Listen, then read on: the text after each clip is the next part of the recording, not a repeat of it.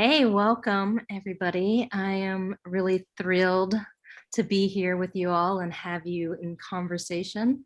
Thank you for joining us. This is the second installment of Shared Experiences, which is Long Wharf Theater's series of symposia connecting the influences of diasporas on storytelling in times of resistance. Today, we're going to discuss the Asian diaspora's distinguishable impact on this moment in particular. And, this has been such a moment. It's been a heavy year, several years with, the recent shootings in Atlanta and the violent attacks throughout the country on elders. And so we just want to hear from you and get your insights on what you're thinking about at this time. My name is Christine Nguyen. I am a photojournalist based here in Minneapolis, Minnesota, and I'm excited to facilitate this vital discussion alongside Annie Lin, who is the Arts Program Director of Yale China, where she identifies new collaborative and interdisciplinary work in the arts and in China and the US. And then we also have Courn Ahn, who is a multidisciplinary designer prioritizing BIPOC businesses and author of a little book about activism for the Inspiring a Kids Book About series, which I'm really excited to dive into. And then Jennifer Heikkila Díaz, who is the managing director of New Haven's Teach for America program and co-organizer of AAPI New Haven, which is a coalition for Asian New Haveners to amplify their voices and increase their power as a community, which Annie is also part of and co-organizer of. So yeah, thank you all so much. We're excited and I'm looking forward to sharing our experiences on the Asian diaspora. So I might just start off by asking, who are your people?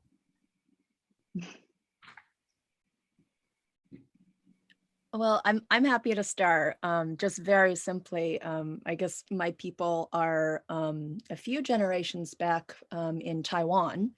And in the early 1980s, my parents immigrated to California. So I'm originally from California, but now think of myself as someone from New Haven.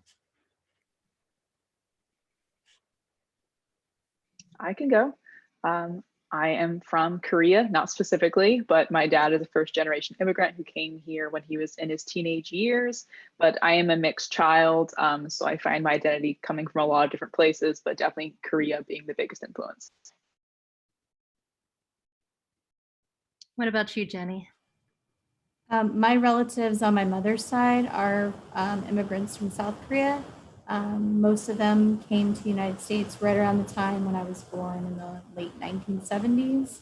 And when I think of who are my people, I think of all the communities that I have the fortune to be a part of, right? The Korean immigrant community, Korean American community, the ANHPI community, the biracial community, the New Haven community, Black, Indigenous, and people of color, and LGBTQI2SP+ educator community. And then I'm also from the West Coast. I'm from Los Angeles. I was born and raised there and lived much of my life there. So I definitely have roots there along with my roots here in New Haven. Yeah, it's amazing how the intersectionality of communities and how that forms our identity. And so as we think about all of those different parts of our lives, as storytellers yourselves, what is the working title of your life story? This question stumped me. I have no idea. So I'd love to hear what you all have to say. How about Courn? You want to start us off? This is really hard. Maybe just trying my best. I don't know. I think there's a million things I want to do with my life and there's not a single trajectory, but in anything I do, I just want to try my best and make sure my intent is matched with my impact, but just trying to do good things, I guess. I love it. I love it. Annie? I guess I would say something like in search of, and I feel like I've been through so many different journeys that I would want it to be something like in search of anonymity and distinction. So something about in search of anonymity and distinction all at the same time. Wow. That was really deep. It was. I love that. Old. Yeah, I think like, I don't, there are so many times I just like, especially, I don't know, in community, it's like I hide behind so many different things, but then also like I'm trying to push forward on like many aspects of my life personally and for, you know, my people, my friends, my family, other community members. So yeah, I love that. Jenny. I mean, I guess mine would be maybe a couple of like my core values around like unity and solidarity. I think those two things are often in tension. But I think like I'm trying to live my life as a person, as a parent, as an educator of color, to always see and seek to better see the ways that we need to intersectionally support one another within our affinities and then across marginalized communities. And then with that, clearly I'm like doing a lot of undoing of what I've learned, right? Like I have goals that I need to interrogate and reimagine and dismantle, and not try to do on my own as I have been taught to do it on your own. So yeah, I think, you know, I'm trying to do my part to continue to create with others community and be in co-conspiratorship with others. It's a little jargony. Yeah, I really appreciate that. Thank you. And you know, anti-Asian sentiment isn't new in American history. You know, you've got like the Chinese Exclusion Act way back in 1882.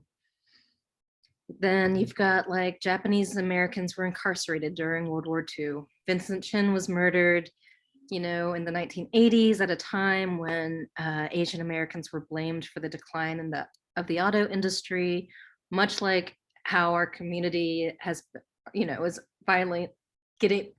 under a violent attack for beliefs of, you know, that we're causing COVID-19. So I'm curious about what is so different about now and this time period that is calling particular attention to Asian stories.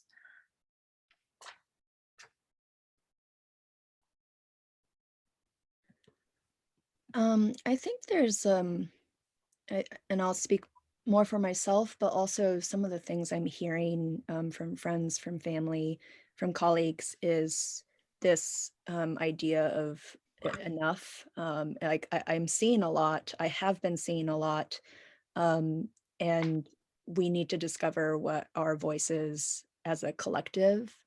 And I think through that, and this is really, you know, a personal experience too, is just like where I have a lot of strong opinions about what I see, and I find quiet ways to do something about it. But there was something about really Atlanta, the moment I saw it, I was horrified by even just the reporting of it, the very initial, within 56 minutes, you know, breaking news reporting of it.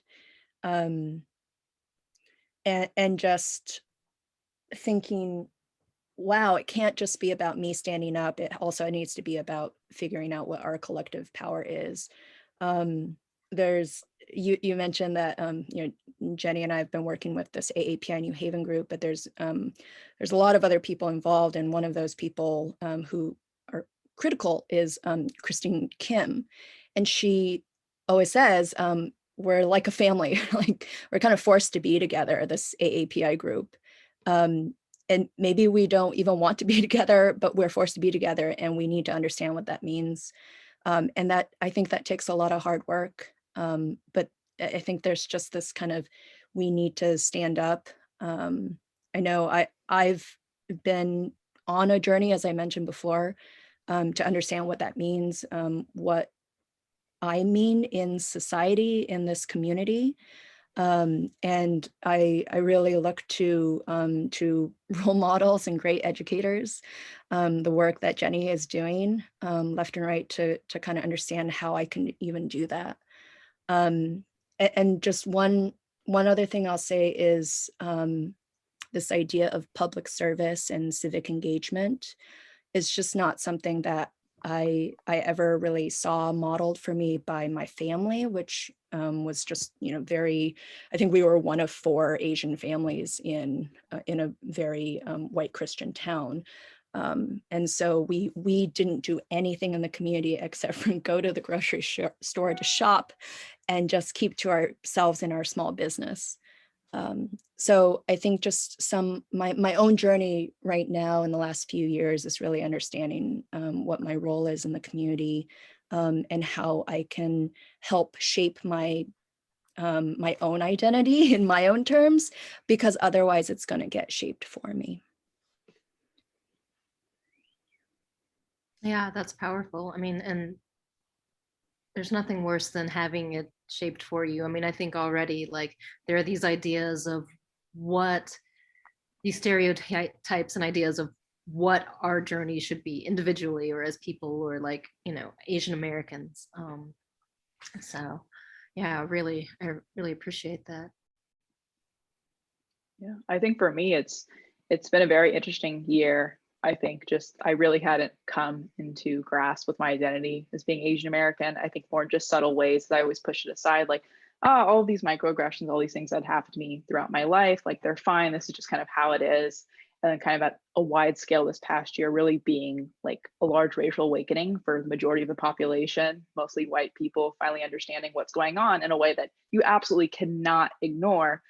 I think in a lot of ways has paved the conversation that we're having now about Asian communities and about Asian hate, and that we have to have this large dramatic thing like the Atlanta shooting happening for people to see that it's happening and kind of backtrack and see all of these subtle ways that they were contributing to, anti-Asian rhetoric, model minority myth, all of this like longstanding policies.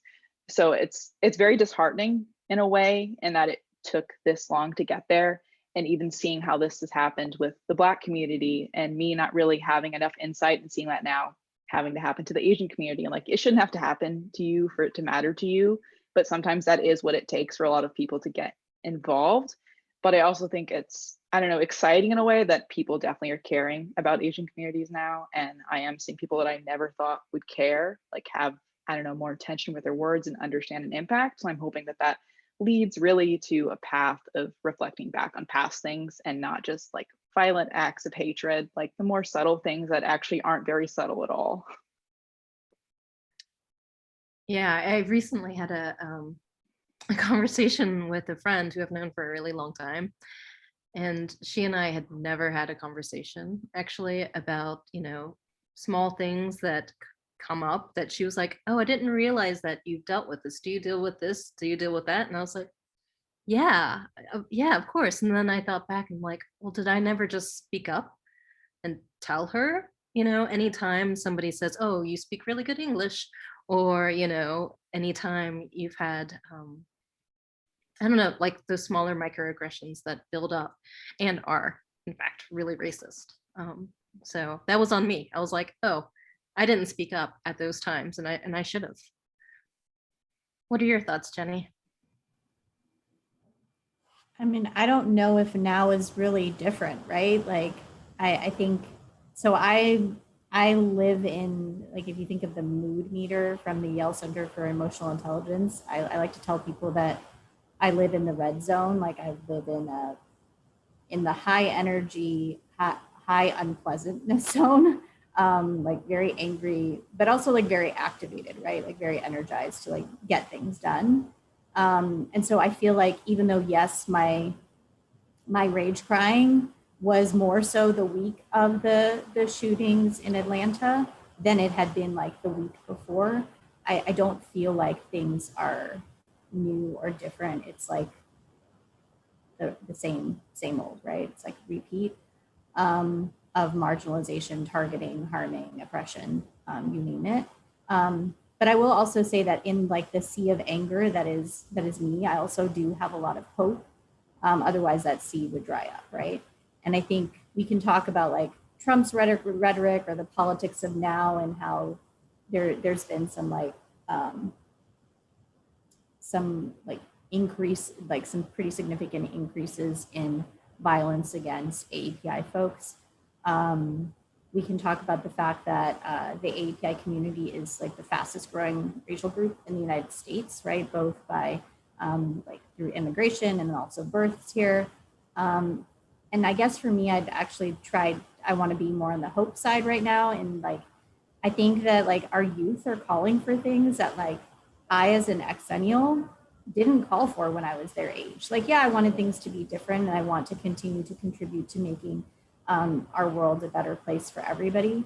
But I do think that like our youth are, they're really the ones that June Jordan was talking about when she was talking about, they're the ones we've been waiting for, right? Like they're making these demands, they're demanding visibility and reparations.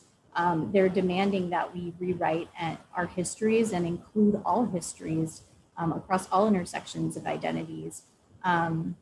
So I think they're the ones who are going to actually get us to liberation, and so I'm very thankful for them. Yeah, that's awesome.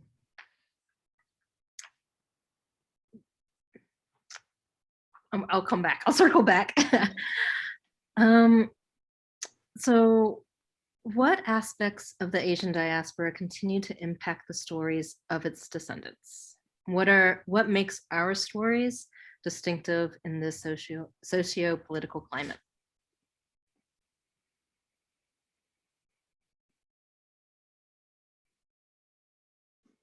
Any thoughts? I mean, I think for me personally, I think why, I don't know, the Asian stories have been particularly like compelling to me is just like, I don't know, even my dad's background, he's a first generation immigrant, and that narrative, I think being a first generation immigrant is very interesting. It has a lot of rich history. It also has a ton amount of oppression and hateful things that happened, but I think it's incredibly compelling in a sense that yes, you came here, I don't know, you made a life for yourself, but also this kind of double standard of like, I don't know, just the model minority myth always comes to mind to me with particularly the Asian story. So I think it's completely compelling in that, yes, like we have all this hateful, horrible history, but also like being used to press against other communities. And like, we're somehow always like the worst and the best at the same time, this kind of duality of being Asian American while you're being oppressed and you're low for the way you look and the way you talk and the way you eat. But at the same time, like you are the model, like you are the best as it gets as a marginalized person. And like, that is absolutely like horrible to have. And I hate to just focus like on the bad parts of like Asian identity, because I think that is what gets written into Asian narratives often, just because it's personal. It's something that we all can speak to. But I also just think there's so much joy that goes along with being, I don't know, a mixed Asian family, having that culture and heritage. I think that comes with like any nationality, but I think I'm just biased because I am Asian. I find it a very compelling story. Yeah, and I think sometimes maybe, I don't know, growing up, I don't know if I heard as much of like these different stories. And so sometimes, yeah, it's like, I think that as an adult, like these are like the types of things that I was seeking. And I think that too, for sure, because I feel like there wasn't a lot of Asian narratives, especially when I grew up. Like it literally was like, you got like, you know, Asian cartoons like Samurai Jack, like like Jake Long, American Dragon. And like, that's really the only narratives I saw. And like Fresh Off the Boat came out and I was like, wow, like this is another story. It's also an immigrant story. So I think there's a need to see more. Like, I don't even know what I want to see, but I want to see more. I want to see everything. yeah, for sure. I grew up with Disney's first Mulan, 1990s Mulan. That was like kind of the media representation of like a Chinese experience, which became the Chinese experience. A number of times Mulan was talked about to me. And then just interestingly, like as a teacher in China, I had my Chinese students ask about Disney's Mulan. it was just so interesting because it was like, whoa, like we're going so many times back and forth in terms of cultural interpretation here.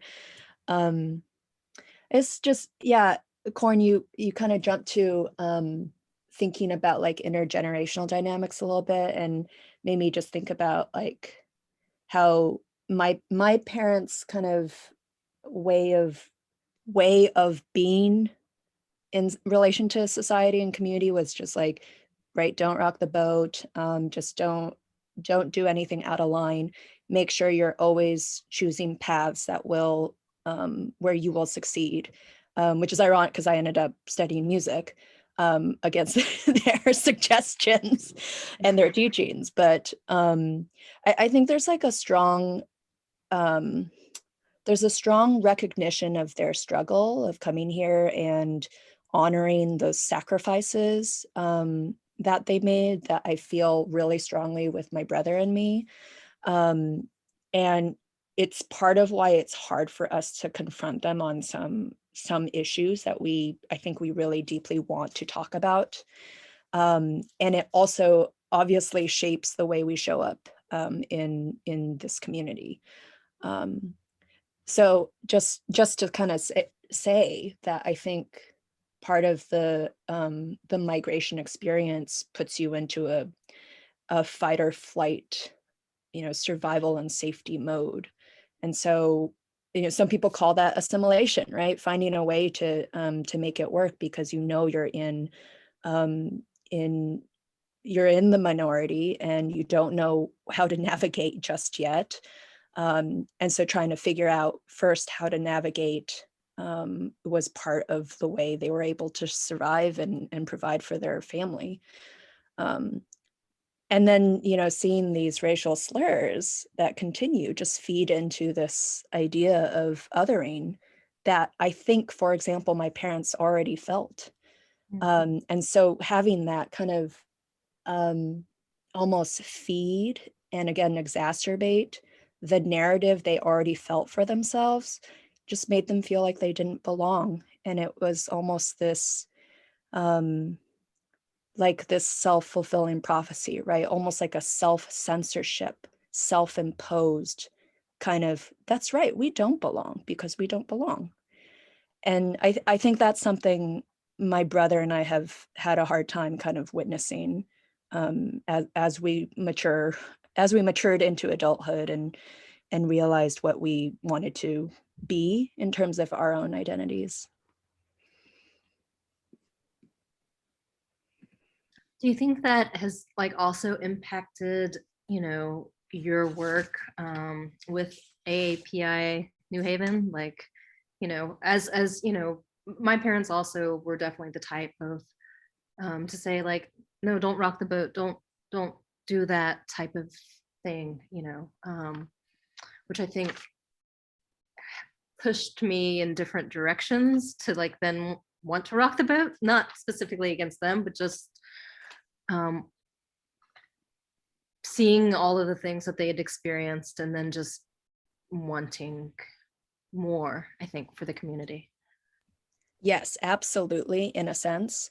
And at the same time, and Jenny can attest to this, I'm also like super conservative, like, right? I'm like so into my own journey and like, oh my God, like, what are my parents gonna think of me? And like, thank God for my brother, because my brother is on the front line. So he's like, he's also one of my role models. I learned so much from him and he empowers me and I think I empower him. But it's just safety in numbers. I feel empowered by this group, AAPI New Haven. I'm empowered by this group that's in front of me right now, right? I think the more conversations like these that happen, the better. But also not just about traumas, right? Or political, discriminatory history, violent history. It needs to be more of all the beautiful intersections that we embody in our identities. But yeah, I feel much more awake now than I was a month ago.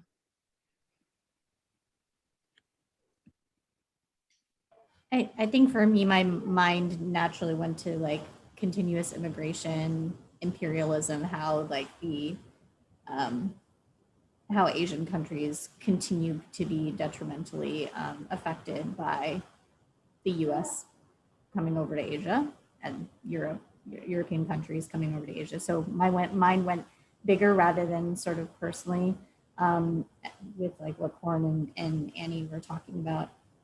I do also need to chip in a little bit when we're talking about representation in movies and in TV shows and stuff, and more on the like positive side, in that like the stories that are being told now, not all of them, but many more of them are being told by us, and we're telling our own stories rather than someone else, a white person telling our story. So I'm like compelled by movies like Crazy Rich Asians. Like that is not my story at all, but I am compelled by that story being one of the many stories that is being told, right? My favorite TV show is Kim's Convenience. Yes. Canadian. Love that.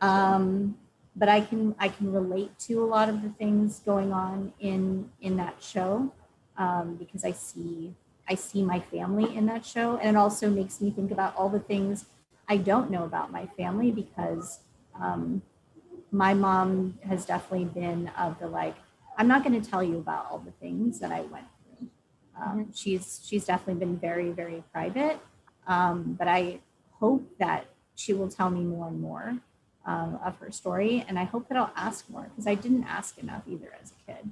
I really didn't.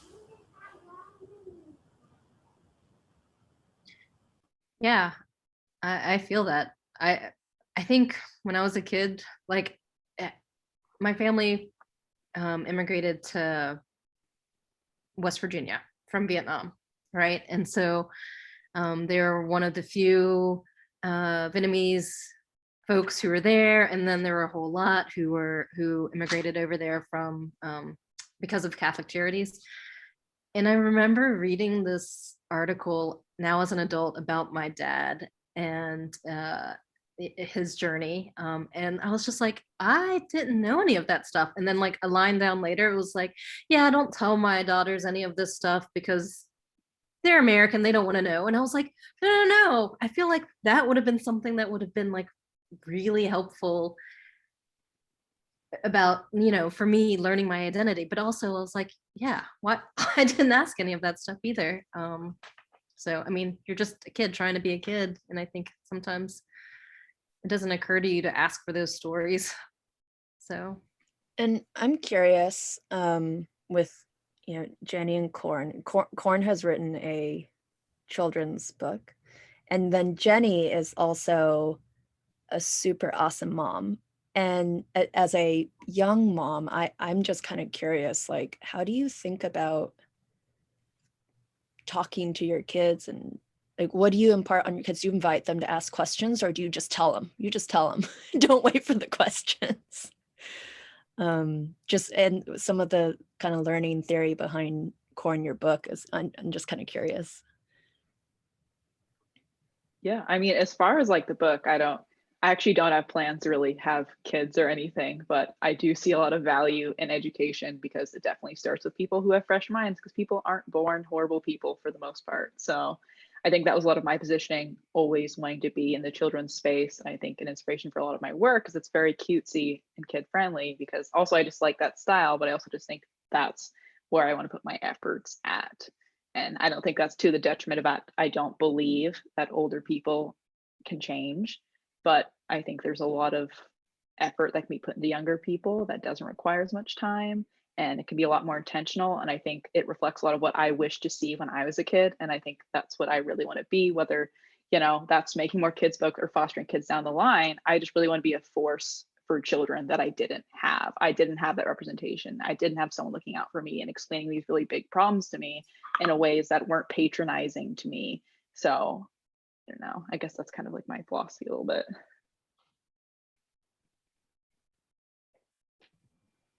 I don't know about my parenting. We'll see how it goes, right? My kids are 4 and 8, so I think maybe you might want to hold off on those judgments and praises.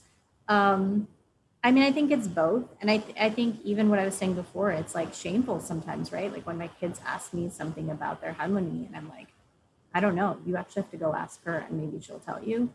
But I think it is they ask, I tell, like it's not more of one than another. And I mean, hopefully they'll keep asking as they get older. But it's sad though that sometimes the answer that I give them is like, I don't actually know the answer to that question about our family. So Indeed. no gems of wisdom. Sorry, Annie, I don't have them. You were misled. Well, and I was curious too, whether or not like, do you talk to your kids about like, you might experience microaggressions and you might be hearing these types of things. And, you know, someone I know once told me that, yeah, like I told my kids that like some people are going to come up to you and tell you that they're surprised that you speak English well. And, you know, it's even though like I was born here and that, you know, your grandparents were born here, like they're still going to tell you that. And I didn't have those types of discussions with my parents. Obviously, they were recent immigrants, so, you know, they didn't have those types of experiences themselves. But I don't know. I'm curious about that type of discussions that parents have with kids, or if it's happening. I mean, I'm definitely having it with my kids. Like there were certain things that I wanted to talk to my kids about to prepare them for going to school, right? Like my parents chose to give me the name Jennifer because it was very popular when I was born. My mom did not want me to have a Korean name. She wanted me to pass for white. And my and Michael, my love, and my children's father, also had a similar experience. His mother is Colombian and his father is Puerto Rican, and they chose very intentionally to not name him Miguel, right? They named him Michael, one of the most popular boys' names of all time in the United States. And then we went the opposite way with our kids on purpose because we were like, we want your names to have significance to your familial history, to your ancestry, right? So my kids are named Magdalena and Gabriela, and they both have Korean middle names, Minjae and Mija. That was really important to us, and like we told them the stories of where your names came from, like who in our family were you named after. You were like, here's the significance to the places that your family has come from. I won't get into all the details now, but so part of the preparation for going to school was, here's how you correct someone when they say your name wrong. Like, here's how you say it in a way where like you're being kind about it, but also being firm that no, you have to actually learn how to say my name right. It's important because as a teacher and a school leader for the 15 years I worked in those spaces before I work now in a nonprofit. I don't know how many times kids would try to make me more comfortable by giving me some like nickname that was basically like, let me just convert my name to something that is like easier for you, maybe more comfortable for you to say. Mm-hmm. And I gave no indication of that, but they were already prepared to do that even when I taught second grade. Yeah. And so I had to have those conversations with my kids because I wasn't going to let them go to school and have people come up with nicknames. And I'm like, that nickname doesn't even make sense for your name. So, I mean, we have those conversations all the time. And while I do try to hide some things from them, it's harder to do when you work at home and when you're in a pandemic and you're always with your kids. But there's like during the week of the Atlanta shooting, they saw a lot of rage crime. And so of course I had to tell them what was wrong. They wanted to know what's wrong. I don't know if that answers your question. Yeah, it does. Yeah. The types of discussions that you have, and yeah, definitely. So what untold story of the Asian experience feels particularly urgent? And as you're thinking about that too, I'm going to just also put in a side note to like, what joyful untold story too, like feels particularly urgent for people to like know and hear? I feel like personally, I see a lot of urgency in the connection and like collaboration with other marginalized peoples. And I think that's a story that's often gets forgotten when talking about Asian communities. It is so isolated, and there's so much like false rhetoric put that we are divided between different communities when we are absolutely not. And that there's actually such a rich history of Asian civil rights leaders working with Black civil rights leaders. And I think that was really exciting for me to find out about recently, because I just had no idea that it existed. Like it was always there, and there's so much rich information on that. And like that's really what I wish to see, is that collaboration, because I think that often gets kind of like thrown under the rug and not talked about. Yeah, I agree. Annie or Jenny? Oh, No, it's okay. I was gonna just say, like, along with knowing more about my mom and my family's history, like part of that is not just knowing about like the struggles and sort of the the overview that I got of like we made many sacrifices, like that kind of thing, and just moving on, right? But also just like the everyday stories, right? So that it is like Asian American and Pacific Islander people have everyday stories too, right? So having that kind of representation in books, in movies, in all the places that we see, that we get to experience stories is, I mean, that's definitely urgent. Yes, yes, yes. Yes to all of that. Done. So I'll share a quick story of when I often think of myself as someone who's like in a minority in terms of like my Asian identity in the US. When I went to Taiwan once, and the few times I've been there to visit family, and I visited my grandmother, who I think on the most recent trip, she was like 88 years old, which is like a super auspicious, birthday. It was really exciting. But she had a domestic helper working for her, working with her, working in her house. And she'd been there for like, I think a couple of years. And I think the government's, kind of, so sorry, let me backtrack. There's like, for example, 60,000 Vietnamese migrant workers who a year, I think, who go to Taiwan to support, for example, elderly in their homes, and they live with them, they cook with them, cook for them, they change their beddings, they shop for them, right? They do all of this stuff to caretake. And I think there are like government contracts and programs to enable this. But when I met my grandmother's helper, I was like confused. I was like, who is this person? Like, it's not any one of our family members. He said, oh, this is her helper. This is Yuli. And I think this is like the first time I like realized I was in some sort of like majority or privileged power, like within this kind of East Asian, Southeast Asian context. And it never occurred to me to think that I am part of this larger, I'm just another cog in this machine of possibly reproducing oppressive systems.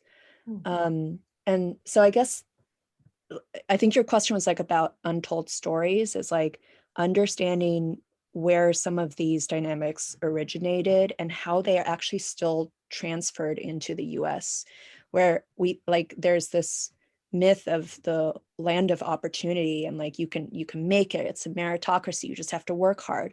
Plenty of people are working hard, and they're still dealing with all these different systems.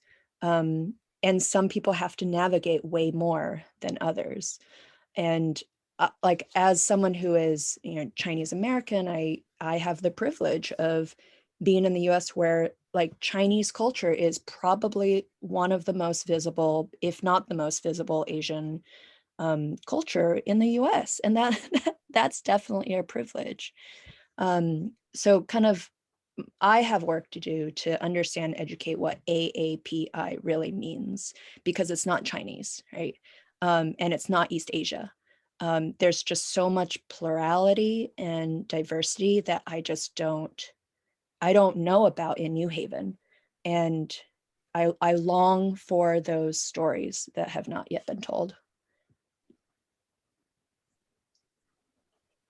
Yeah, I think I'm in Minnesota, which is the largest Hmong population, you know, in the United States. And it's just like, I came from North Carolina and I just don't know if I understood, you know, Hmong culture as much as I feel like I should have understood. And it's just like educating ourselves about, you know, all of the different aspects of communities, and then also like understanding how I'm privileged within these systems. I mean, you can't dismantle systems if you don't understand your place in them, right? Like,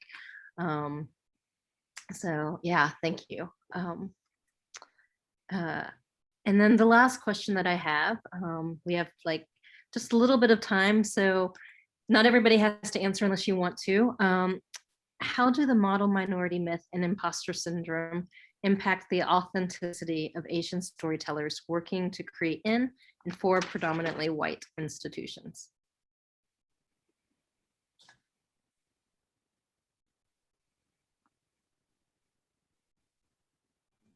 I mean, Courn already kind of spoke to this a little bit before in a previous response, but yeah, when white is the standard in the center, like our stories are not told authentically or received in a way where it's like this actually goes back to what Annie was saying before too, where like my story is my story, not your perception of my story. And so I know for me, I am undoing the model minority myth in myself every day because I was raised on it. So I'm working to get to my true story and self every single day. And as has already been mentioned too, like our umbrella of an A and HPI community is so many communities and cultures and ethnicities and languages. So to bill us as this monolith of quiet, hardworking, high achieving, successful people is just, it's erasing that, it's erasing what each and every one of us has to offer each and every day. So incredibly harmful. Yeah. That definitely resonates with me. I just think a lot about growing up, and I internalized that proximity to whiteness was Asian excellence. And that's something I kept with me all through college. And just like obviously the interpretations you see of Asian people on TV, that's what you see. It is proximity to whiteness. It's this high achieving Asian person being placed in a white environment. And that's the diversity you're getting. And I feel like it isn't talked about how destructive that is to you as an Asian person, not understanding the difference between Asian excellence and proximity to whiteness. So yeah, it's horrible. I don't know. I just feel like that's my biggest problem is like I've internalized so many of those feelings now, and it's hard for me to distance when I think I'm achieving. Am I adhering to white standards and that's my set of goals that I'm trying to get to, or is it the set of excellence that's actually is what I'm looking for? And I find that disconnect a lot, and the lines get really blurred for me and what I consider excellence in myself and in others. And I think that's a really hard thing to overcome when you're only seeing these depictions of Asian excellence being posed by white folks. And again, like that just makes me think more about like diversity, right? Like we just need more like definitely media representation, but also like stories, right? Like, so like, why are we brought together here today? Thank you, Long Wharf, by the way. But like, it's storytelling, right? There's an opportunity here for stories to be told. There's someone that Yale China is hosting in a couple of weeks, an author named Tapin Chen, who wrote a book called Land of Big Numbers, and there's stories from China. And in an interview, someone asked her, like, you know, you're Chinese American and you wrote this book about China, like, tell us. And she said, okay, first of all, I think she used the word chafe. I chafe at the expectation that I'm supposed to be like writing because of my identity. And I just love that she just said it, right? Yeah. But there is, to some extent, an expectation, or at least there was. Maybe that's shifting, thank God, finally, so that we can share more stories of joy too, right? And so that our identities are not, and for example, our AAPI movement is not only defined by what happened in Atlanta, right? It should be more than that. And so I think in kind of thinking about this panel, I was thinking about some of the playwrights who are really well known, who are Asian American, like David Henry Hwang or Lloyd Suh, Lauren Yee, all people who Long Wharf knows well. But what are they famous for? They're famous for plays about Asian identities and intersections. So, and we know they can write about other things, right? And it's not that they're not passionate about writing about those identity stories either, right? But what are they? They're highly racialized playwrights, right?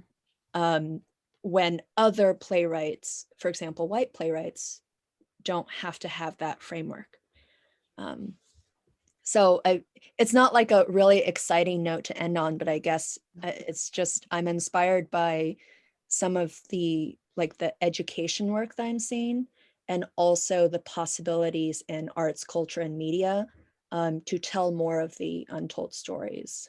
So I'm watching Long Wharf and hoping that you will partner. And I know that those conversations are happening, but telling these stories is definitely a path forward to understanding AAPI complexities and pluralities and diversity. That's great. We can end on that note unless anybody else has like final thoughts that you want to bring up.